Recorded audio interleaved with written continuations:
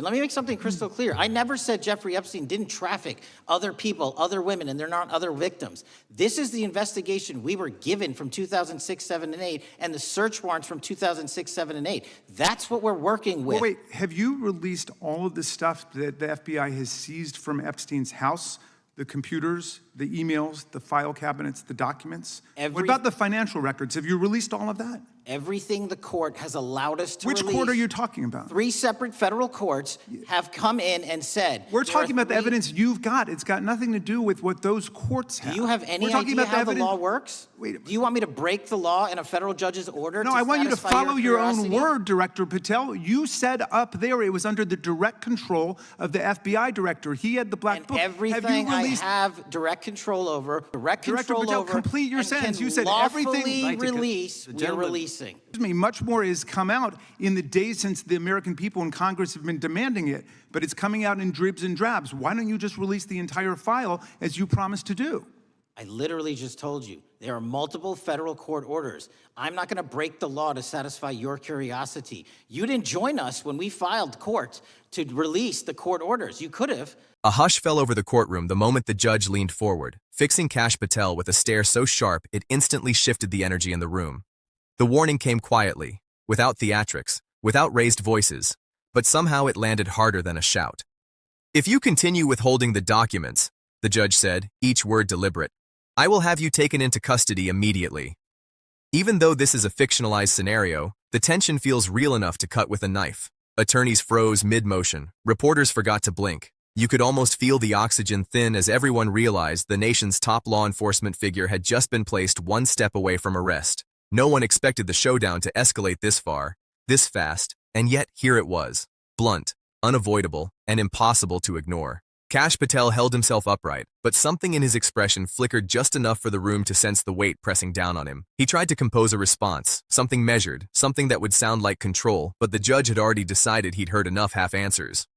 For months inside this fictional storyline, Patel had been delaying the release of a particular set of documents tied to a long-running investigation that had captured public attention for years. Every excuse he gave had been swatted down. Privilege didn't apply, classification didn't apply, procedural barriers didn't apply. The courts in this dramatized world had issued ruling after ruling, release the documents. But instead of compliance, the delays continued. People inside the courtroom had been whispering for days that this hearing would be the breaking point, but no one imagined the judge would go so far as to mention custodial action, let alone threaten it directly. Patel's legal team shifted nervously beside him, glancing between their client and the judge as if silently urging him to tread carefully. But caution had come too late. The judge's patience had run dry, and now there were no loopholes left to squeeze through. When a judge invokes the words, immediate custody, the meaning is stripped of all ambiguity. Obey the order or face the consequences on the spot.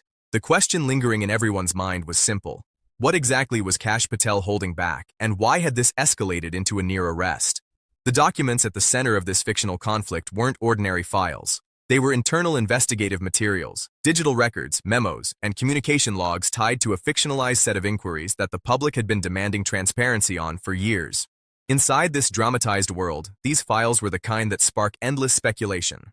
Commentators claimed they could show unused leads or abandoned angles. Some said they might reveal who investigators looked at early on. Others suggested they contained discussions about whether certain claims were credible. None of this was verified, but the imagination of the public had been left to fill in gaps that never should have existed. And the timing could not have been worse for Patel. In this fictional scenario, a major set of related documents, the so-called Epstein files, were scheduled for public release on December 19th. For weeks, media outlets in the fictionalized world had been preparing for the drop, expecting it to ignite a storm of questions. The pressure to release whatever Patel was holding had grown exponentially, because once the public saw those documents, they would immediately demand answers about why other materials were still locked away, which is why the judge chose to plant the deadline firmly on December 20th. No more delays, no more extensions. One day after the public release, Patel would have to comply or face consequences that would ripple across the entire government. Rumors had been spreading that Patel wasn't withholding documents out of caution, but out of protection, either for himself or someone else. These were unverified theories, but they spread like wildfire. Some fictional commentators speculated he had paused certain lines of investigation entirely. Others imagined he redirected attention away from politically sensitive areas. Privately, fictional insiders whispered that there were memos suggesting leads had been slowed, shelved, or deemed not actionable under unclear circumstances. Again, none of this is real, but within the context of this dramatized story, the possibilities only intensified the panic surrounding the approaching deadline. As the pressure mounted, Patel's position became less and less defensible. Lawmakers in the fictional narrative began calling for emergency hearings. Critics accused him of obstructing transparency. Supporters claimed he was trying to protect national security. In the midst of all this noise, Patel himself stayed evasive, offering vague statements that revealed nothing and explained even less. It was that evasiveness that ultimately led the judge to issue the ultimatum that shook the entire courtroom. When the judge repeated the deadline, the tone in the room shifted again. December 20th, no negotiation, no bargaining, no further review. The judge spoke as though the decision were already made, as though the marshals waiting in the hallway might be called upon at any moment. Courts have that power in contempt cases, real or fictionalized, and the threat of immediate custody exists precisely because judges cannot allow their authority to be ignored. Even though this narrative is dramatized, the structure of the law remains consistent enough that the stakes feel brutally authentic.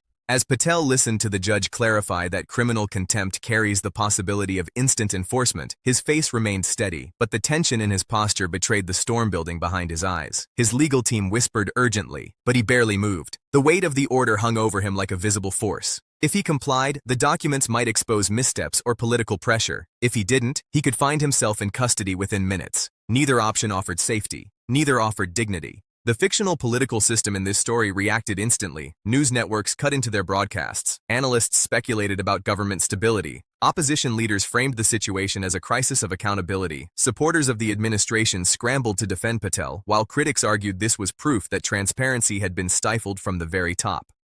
Some fictional pundits even suggested that Patel's career might collapse entirely, especially when whispers began circulating about the possibility of disbarment. A judge's referral to disciplinary boards carries enormous consequences. Lose your law license, and your credibility evaporates overnight.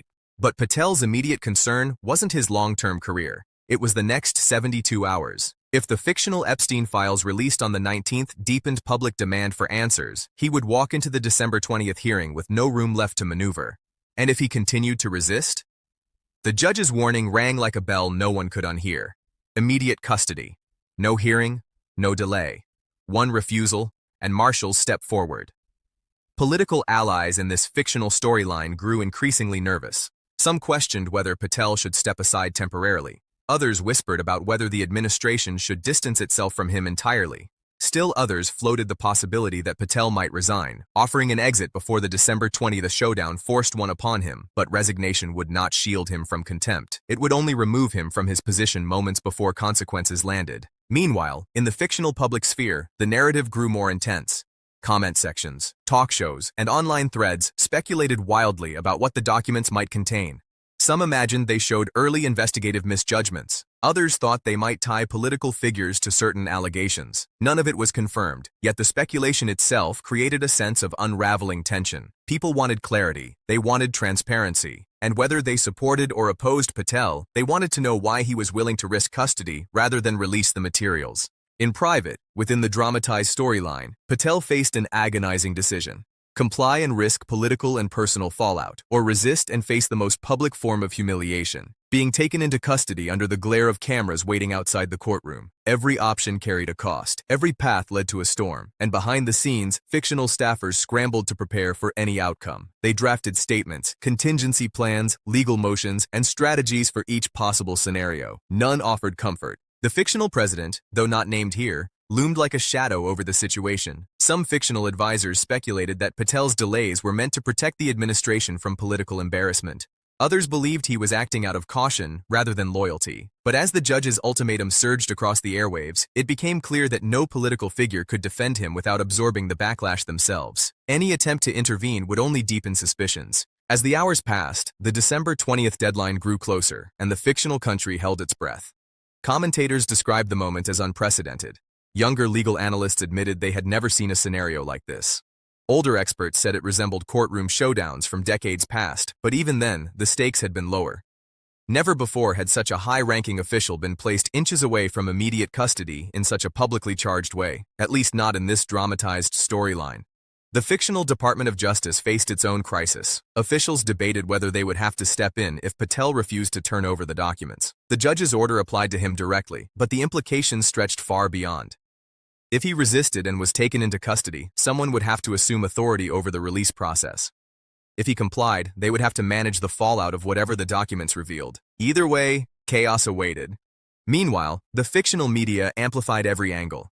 Some hosts portrayed Patel as a stubborn figure refusing to bow to political pressure. Others painted him as someone hiding damaging truths. The fictional public split sharply, arguing not just about Patel's actions, but about what transparency should look like in a moment of national scrutiny. The fictional documents scheduled for release on the 19th only heightened the intensity. People anticipated names, timelines, contradictions, confirmations, and redactions. They wanted clarity, and the December 20th hearing had become symbolic of something larger, whether institutions could still be trusted to police themselves. As that fictional date approached, Patel faced his reality. There was no clever strategy left. No procedural delay, no legal shield. Only two choices, comply or resist. And each choice carried irreversible consequences. The fictional courtroom, once a place of argument and negotiation, had transformed into a stage where the country's sense of justice was being tested. By the eve of the deadline, fictional reporters camped outside Patel's home and outside the courthouse, waiting for any sign of movement. Commentary swirled that Patel appeared worn down by the pressure, that he was losing confidence, that he might resign hours before the hearing. Others said he looked defiant, prepared to call the judge's bluff. No one truly knew. When the fictional morning of December 20th arrived, the courthouse was packed. Reporters filled every seat, lawmakers squeezed into the gallery, and the hallways buzzed with a nervous energy. Patel entered quietly, looking straight ahead. Cameras clicked furiously. His posture was rigid, and yet something in his expression hinted at resignation or resolve. The judge took the bench, stared at Patel, and asked a single question. "Are you prepared to comply with the court's order?" The room held its breath. In this fictional narrative, that moment becomes the peak of the entire crisis. A crossroads not just for one man, but for the system around him. Whether Patel complied or refused would shape everything that came next. Accountability, transparency, and institutional trust hung in the balance. The judge waited. The marshals watched. The country leaned forward. And just before Patel opened his mouth to speak, the screen fades, not with an answer, but with a cliffhanger that echoes through every corner of this fictional world. When power, secrecy, and the law collide, someone always reaches a breaking point. If you want to follow every twist in this dramatized political saga, make sure you subscribe, hit the like button, and turn on notifications. What happens next in this fictional universe is something you won't want to miss.